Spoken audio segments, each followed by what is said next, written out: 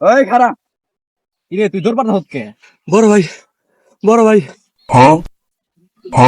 বড় ভাই বড় ভাই ইচ্ছা যাই ঈদের নামাজটা তো বললাম একটু চা খেয়ে আসি। কিরে তোরা দৌড় পারতেছিস কে? আসসালামু আলাইকুম ভাই। ওয়ালাইকুম আসসালাম। কি ব্যাপার তোমরা এরকম দৌড়াইতেছ? বড় ভাই আজকে ঈদের দিনে সালামি দেন আমাকে। फिर से आ गए रे बाबा, इधर जहर खाने का पैसा नहीं है तो जा रे जा। ও সালামি নিয়ে দাঁড়া দাঁড়া দিতেছি তোমাদের সালামি নিয়ে।